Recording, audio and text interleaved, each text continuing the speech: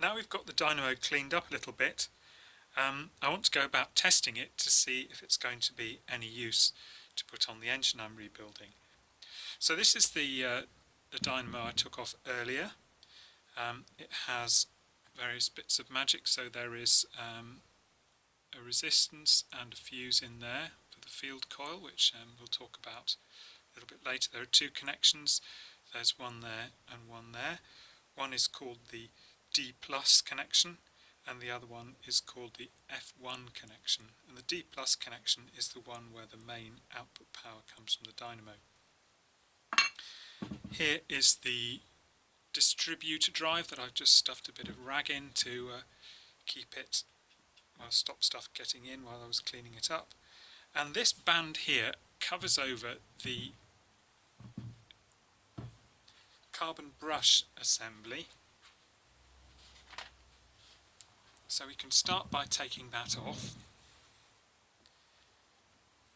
It's just held on with just a screw like this. It is actually made easy to take off because getting to the carbon brushes is deemed a sort of service operation. Let's put that on there so it doesn't get lost.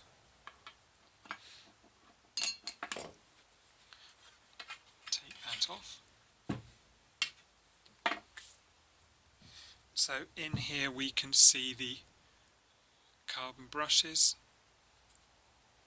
There's 3 of them. More of that later. And you might be able to see, if I can get it in the right orientation, in there, just turning, that is the what they call the commutator, so more of that in a minute. Right, so how on earth are we going to go about testing this? And in order to do that, I think first of all we need to talk about how it works. Inside is a rotating part known as the armature, which I'll just draw like this.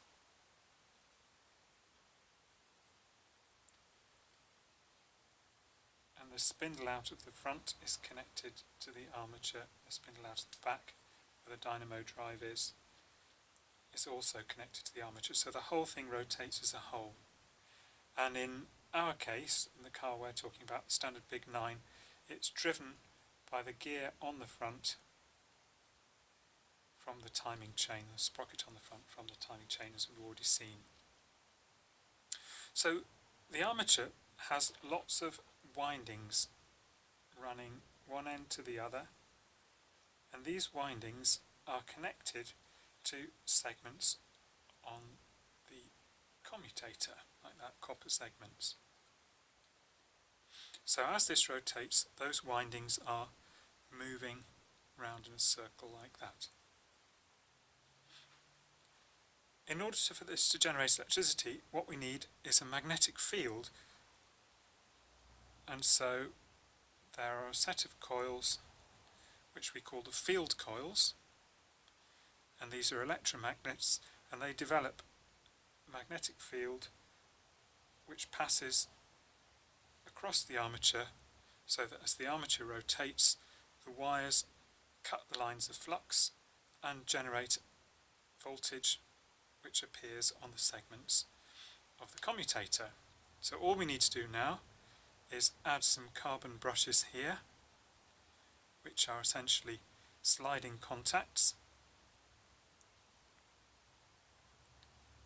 Pardon, my drawing skills are not great. There we are.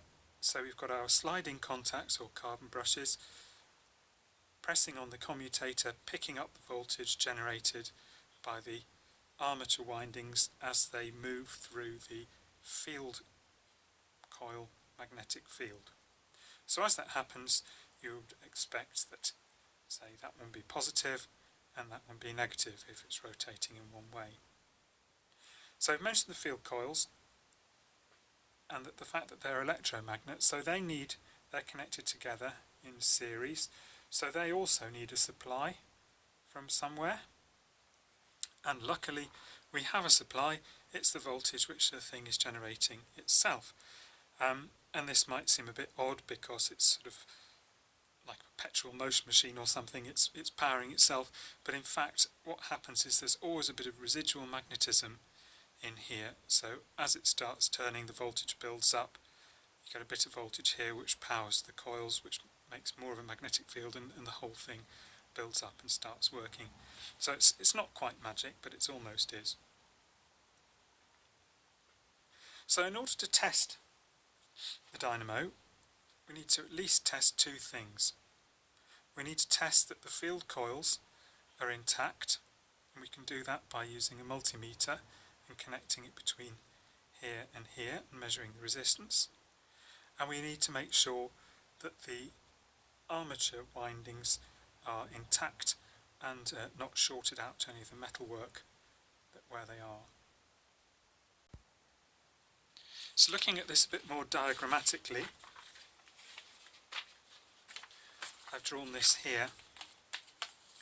So this is a bit of a neater way of drawing it. So here is our rotating armature. Here are our field coils. Here are our carbon brushes picking up the voltage.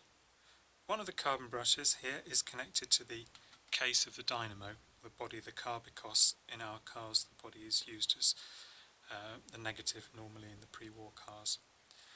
And here we see there's the positive output, and we're taking the supply for the field coils here through a resistance, which in fact is this wiggly piece of wire here, through a fuse, which is the fuse in the middle here, and then onto the field coils. So in order to test the field coils, we need to measure with our meter between here, one end of the coil, and here. But what is this? So this is something that Lucas did in order to provide a stable charging current, and they call this the third brush. So imagine that's the first brush, the second brush, and the third brush.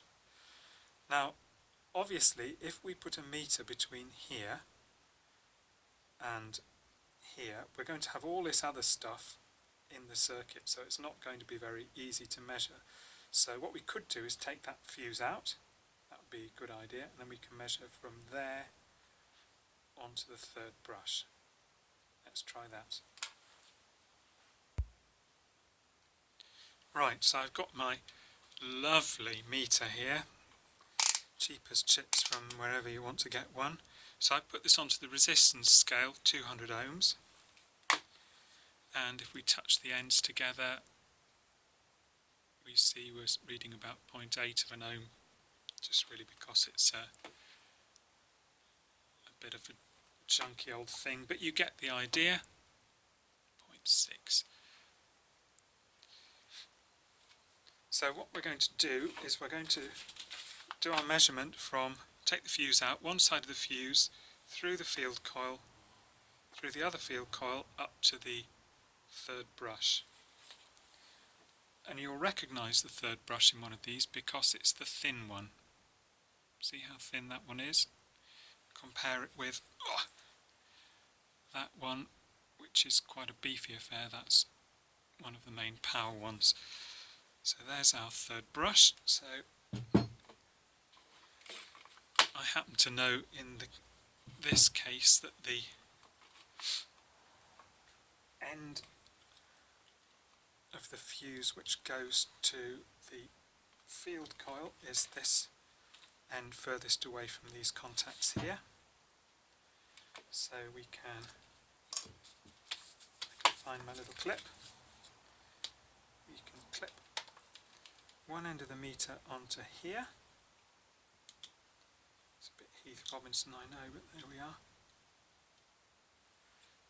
Let's test that is actually making contact. Yes, it is.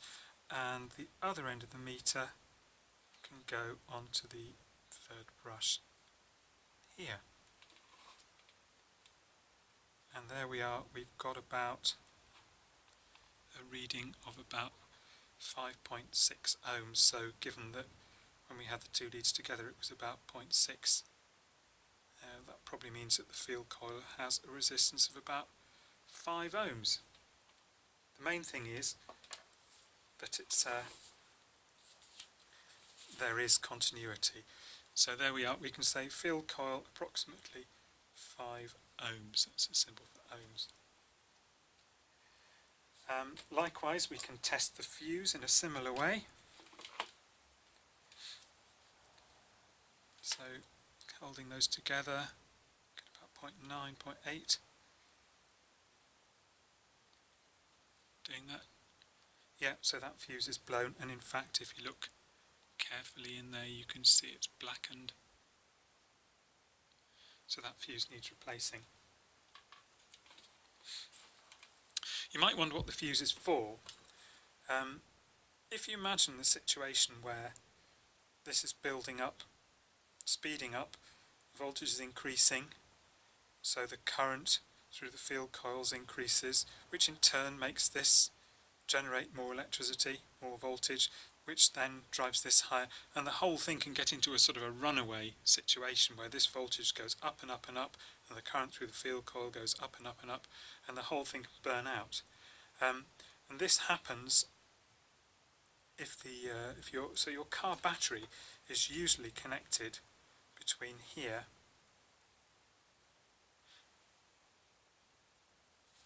and the car body. So the car battery is about 12-13 volts. So what happens is that as soon as this voltage gets any higher than the voltage of the battery, current starts to flow into the battery and it charges the battery, which prevents this from getting any higher because the battery effectively clamps it at 12 or 13 volts. Now, if for some reason the battery became disconnected, there's nothing to stop this voltage rising up and up. So in that case, that's where this fuse comes in, and this fuse will blow before the thing goes completely haywire and burns itself out. So never replace your field fuse in your dynamo with a piece of a nail or a piece of wire or anything. I've even seen cigarette paper foil stuffed in there in the past, but there you go. So that's what the fuse is for. The fuse stops it blowing itself up if your battery becomes disconnected. So what is this resistance for here?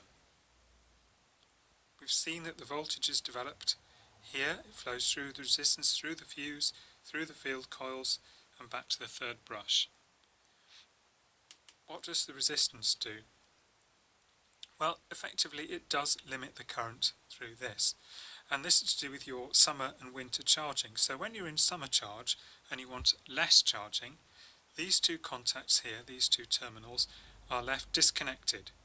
So your field current is limited to some extent by this resistance, which is about 3 ohms. And the resistance is here. In this particular example, it's pretty awful, but this is the resistance wire curling its way around here. So that's the D plus terminal, where the voltage is generated and the current flows through the resistor to the F terminal, which is then connected to the bottom end of the fuse holder, goes through the fuse to this here, and this is the connection for the field coil.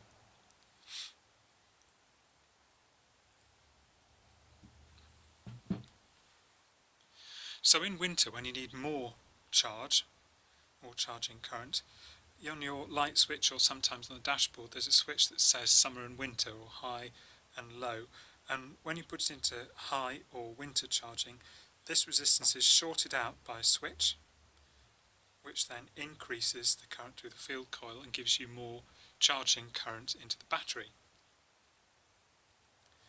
The final thing we've sort of glossed over is this thing here, the third brush. Why is this not taken? Why is this end of the field coil not just taken directly to the negative terminal or the body of the car? And the reason for that is that some bright spark worked out that by picking up partial voltage off the armature as it's spinning round, you can basically compensate to some extent for the increase in speed of rotation and give yourself more or less a constant charging current.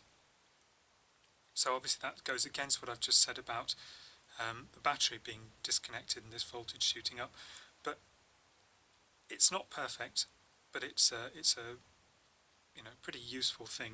If it is loaded and charging the battery, by moving this third brush backwards and forwards around here, you can also affect the charging current. So you've got two methods of affecting the charging current. One is by switching in and out this resistance on this end of the field coils, and the other is by moving the third brush backwards and forwards in relation to the positive brush around the commutator. Now we've tested for continuity of the field coils, we can start for testing for shorts to the case, and you'll see here that the armature winding is connected to the case or the body on one side, so we really need to disconnect this end of the field coil winding now so that we can test to see if there's a connection to the case, because obviously if it's connected to the armature here, then indirectly it's connected to the case anyway. So let's start by removing the third brush, which is the thin one in here,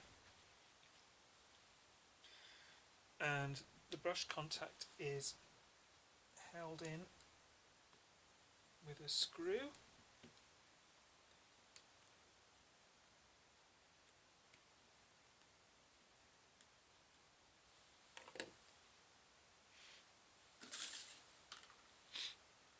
So there you are. So there's your field coil connection. Here is your third brush connection, and here is the tensioner. And you'll notice that this tensioner has a little thing that you can pull across to relieve the tension like that. At least make it less stiff. And then hopefully the brush will lift out. Now there it is, so you can see that's quite mucky.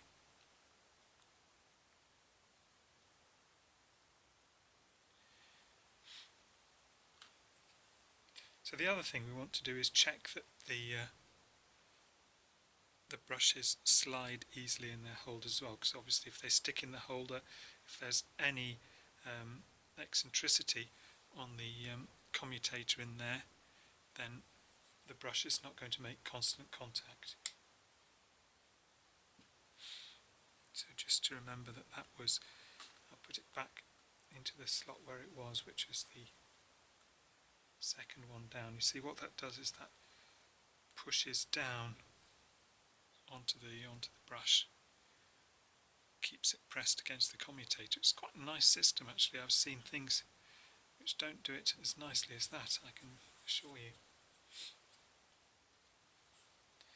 So now we've got the third brush removed, we can measure the field coil resistance again and then check for shorts to the case. So again, one end of the field coil is on the top of the fuse holder,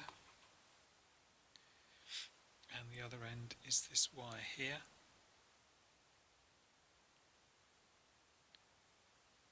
5.6 ohms, so that's as it was before.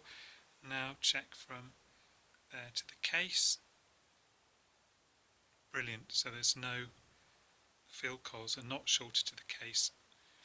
So that's two positive results. Next thing to do is to make sure that the main brushes, these ones here, slide freely in their holders, and then we can start to measure the armature resistance. Here's the first of the main brushes. As you can see, it's a lot bigger than the third brush for the field coil. Apart from that, it's very similar. It has one of these spring-loaded things here. So first things first, let's take the tension off if we can. Not so easy.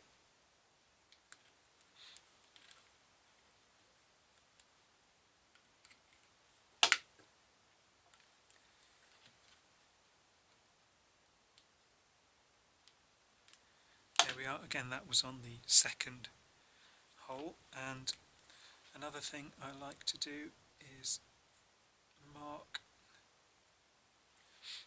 the brush so I know to get it back in the same position as it was. Whereas the other one screwed in, this one, presumably because it's higher current, has got a little nut to undo, and that is 4BA. On these cars virtually everything is BSF, British Standard Fine, or BA, British Association. I think it's British Association anyway.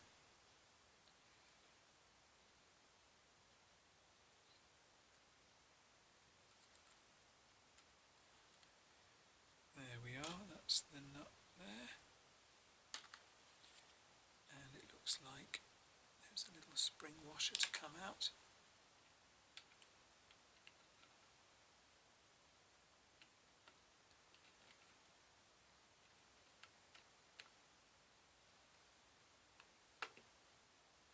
Anti-vibration washer.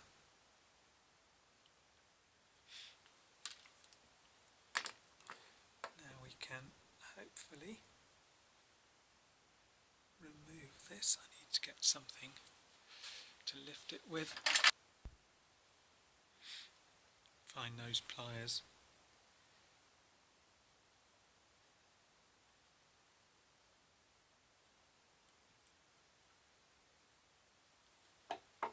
This sort of spiral stuff here is in fact insulation, which is supposed to stop the wire shorting onto the cover here. It looks like part of it has broken away, so gently does it pull this brush out.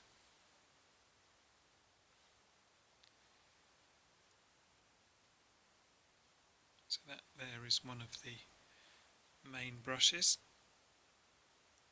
And as you see, there's plenty left. There's lots of life left in that, so that's good.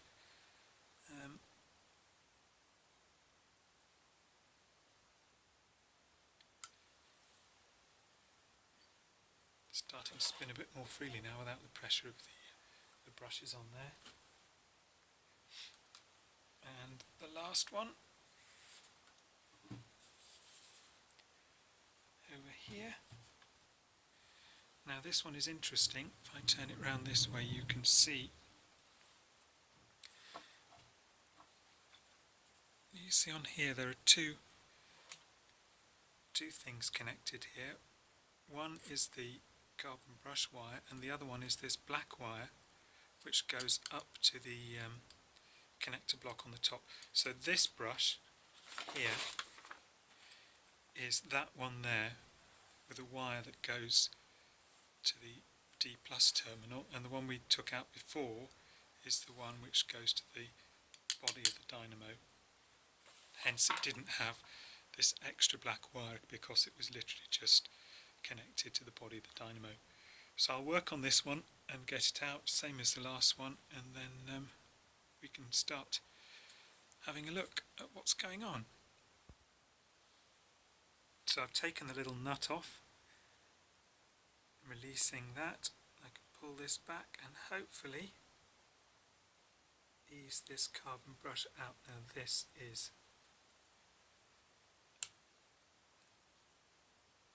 stuck in.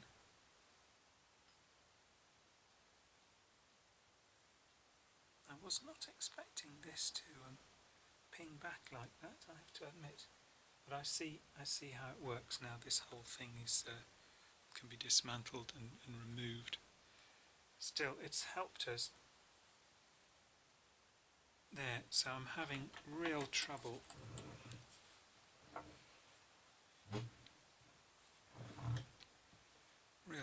getting this brush out of there. You can see there's some sort of corrosion or something on it.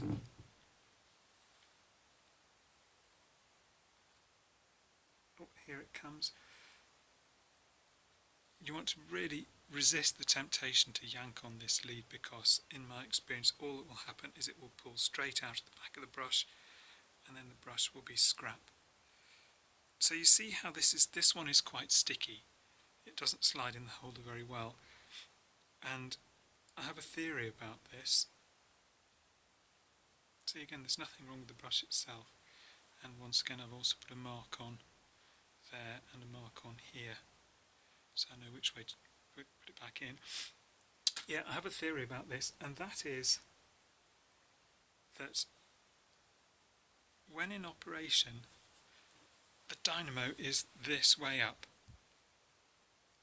So you've got a lot of grease and things in here in the distributor drive, and I think what happens is with the temperature of the engine, the grease dribbles down and works its way into that brush holder there, and then the brush gets sticky, and then, like I was saying, it doesn't track the undulations in the commutator very well, and you end up with intermittent contact, and the dynamo doesn't charge the battery very well. So next thing to do is to clean out the slides where the carbon brushes go.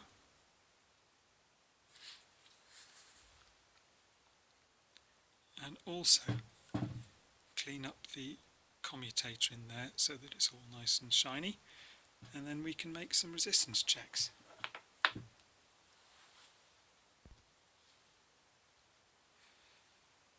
So the normal way of cleaning up a commutator is to get a piece of cloth moistened with petrol, and hold it in there and spin the thing around.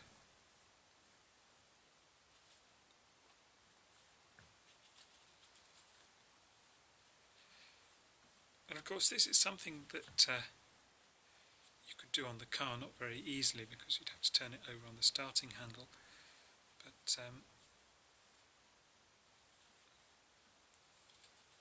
this is one of the reasons why you have access to this, by taking that band off.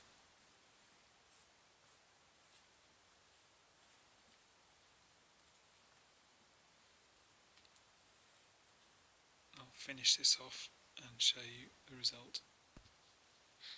Okay, so I've got it as clean as I can. And as I turn it round like this, you see that there are patches which are more shiny than others. That bit there is a bit black.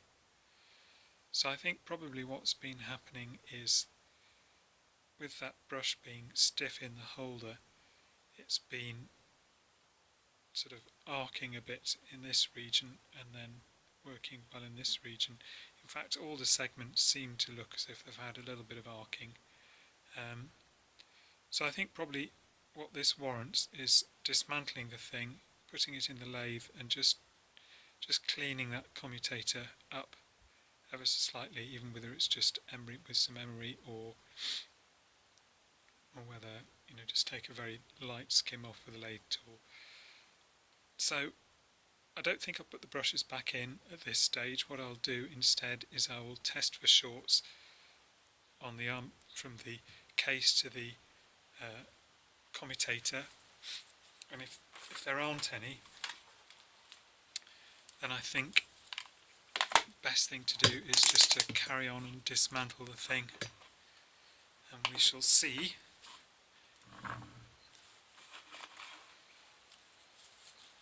what it's like when it's all apart. So again, there we are, 0.5 of an ohm. That's on the body. Oops. That's on the body.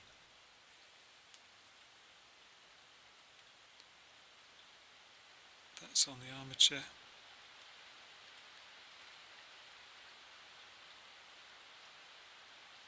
Wonderful. So there's no